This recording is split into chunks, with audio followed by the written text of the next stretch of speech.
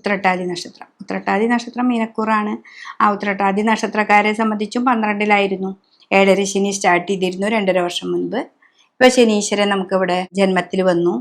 അപ്പൊ അത്രയും നാള് ശനീശ്വരൻ ചെയ്തിട്ടുള്ള അങ്ങനെ ബ്ലോക്കാണ് ഉണ്ടാക്കുക. ഇപ്പോൾ അലസത, മടി, പിന്നെ അല്ലെങ്കിൽ വേദന, കാലുവേദന, അങ്ങനെയൊക്കെ പറഞ്ഞ് നമുക്ക് കർമ്മത്തിലേക്ക് പോകാനായിട്ട് നമുക്ക് സാധിക്കില്ല. അല്ലെങ്കിൽ നമുക്ക് വീട് സംബന്ധമായിട്ട് എന്തെങ്കിലും ദുരിതങ്ങൾ ഉണ്ടാവാം, കേസ് ഉണ്ടാവാം, കോടതി, ഇതിൻ്റെയൊക്കെ പിന്നാലെ നമ്മൾ നടന്നിട്ട് നമുക്ക് ഈ ഒരു കുറച്ച് നാളുകളായിട്ട് നമുക്ക് അലസതയാണ്.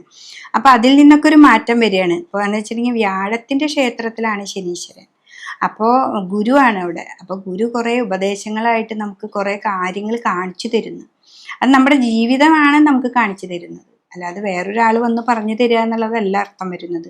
നമ്മുടെ ജീവിതത്തിൽ എന്തൊക്കെ പ്രതിസന്ധികൾ കഴിഞ്ഞ പ്രാവശ്യം ഉണ്ടായി, അതിന് ഈ പ്രാവശ്യം നമുക്കത് ഉണ്ടാവാൻ പാടില്ല എന്ന് വിചാരിച്ച് ആ ഉപദേശപ്രകാരം നമുക്ക് മുന്നോട്ട് പോകാനായിട്ട് സാധിക്കും.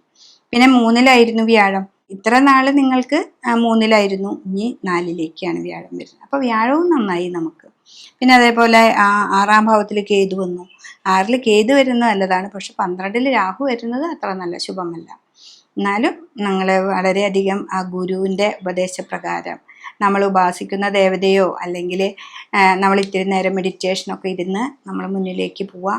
നമ്മുടെ രോഗത്തെ, അതായത് നമ്മുടെ ശരീരത്തിൽ ഉണ്ടാകുന്ന മാറ്റങ്ങൾ, രോഗങ്ങളോ അല്ലെങ്കിൽ എന്തെങ്കിലുമൊക്കെ ഉണ്ടെങ്കിൽ അതിനൊക്കെ നമ്മൾ ഇരുന്ന് മെഡിറ്റേഷൻ ചെയ്യുക.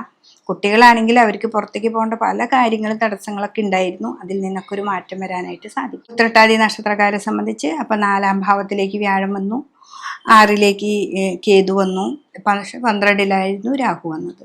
അപ്പോൾ നന്നായിട്ടൊന്നും കൂടി ശ്രദ്ധിക്കുക, രുദ്രാഭിഷേകം ചെയ്യുക, രാഹുവിനും കേതുവിനും പട്ടും പൂജയൊക്കെ കൊടുക്കുക. കുട്ടികളാണെങ്കിലും വലിയവരാണെങ്കിലും നന്നായിട്ട് ശിവനെ പ്രാർത്ഥിച്ച് മുന്നോട്ട് പോവുകയാണെങ്കിൽ നിങ്ങൾക്ക് ഈ 7.5 ശനിയുടെ കാലഘട്ടത്തിൽ ജന്മത്തിൽ ശനി വന്നാലും ഈ ഗുരുവിൻ്റെ ഉപദേശപ്രകാരം മുന്നിലേക്ക് പോകാനായിട്ട് നമുക്ക് സാധിക്കുന്നതാണ്.